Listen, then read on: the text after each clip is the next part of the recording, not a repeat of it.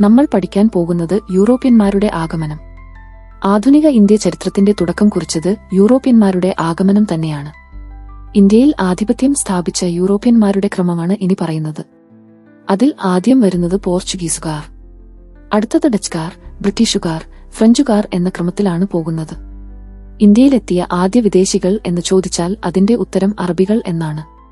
അതുപോലെ ഇന്ത്യയിൽ നിന്നും ആദ്യം തിരിച്ചുപോയ വിദേശികൾ എന്ന് പറയുന്നത് ഡച്ചുകാരും. 15-ാം നൂറ്റാണ്ട് അവസാനത്തിലാണ് യൂറോപ്യൻ വ്യാപാരത്തിനായി കേരളതീരത്തിൽ എത്തുന്നത്. ഇവർ വന്നത് വളരെ തന്ത്രപ്രധാനമായ ചില കാര്യങ്ങളായിട്ടാണ്. അതായത് അവരുടെ ലക്ഷ്യം എന്ന് പറയുന്നത് നമ്മളുമായിട്ട് ഒരു കച്ചവടബന്ധം സ്ഥാപിക്കുക, അതുപോലെ തന്നെ പൗരസ്ത്യ രാജ്യങ്ങളുമായി വാണിജ്യ ബന്ധം വികസിപ്പിച്ചെടുക്കുക എന്ന ലക്ഷ്യത്തോടു കൂടിയിട്ടാണ്.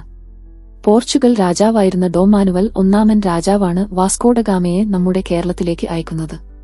അടുത്തത് വാസ്കോഡഗാമയുടെ ആഗമനമായി ബന്ധപ്പെട്ട പോയിന്റ്സ് ആണ്. കടൽമാർഗം ഇന്ത്യയിൽ എത്തിയ ആദ്യ യൂറോപ്യൻ എന്ന് ചോദിച്ചാൽ അതിന്റെ ഉത്തരം വാസ്കോഡഗാമ. 1498 മെയ് 20 കോഴിക്കോട് ചേമഞ്ചേരി പഞ്ചായത്തിലെ കാപ്പാട് കടപ്പുറത്ത് പന്തലായിനി ബീച്ചിലാണ് എത്തിച്ചേർന്നത്. ക്രമേണ പോർച്ചുഗീസുകാർ ഒരു സാമ്രാജ്യത്വം കെട്ടിപ്പടുക്കുന്നതിലേക്കുള്ള ഒരു ആഗ്രഹത്തിലേക്ക് എത്തി. അങ്ങനെ 1498 കോഴിക്കോട് വിട്ടു. അദ്ദേഹത്തിന്റെ തിരിച്ച് യൂറോപ്പിലുള്ള യാത്രയിലെ യാത്രാമധ്യേ കോലത്തിരുടെ ക്ഷണം അനുസരിച്ച് അദ്ദേഹം കണ്ണൂരിൽ ഇറങ്ങുകയും ചെയ്തു. അങ്ങനെ കണ്ണൂരിൽ ഇറങ്ങിയ ഗാമയ്ക്ക് വാണിജ്യ ആവശ്യങ്ങൾക്ക് വേണ്ടിയിട്ടുള്ള എല്ലാ സൗകര്യവും ചെയ്തു കൊടുത്തു.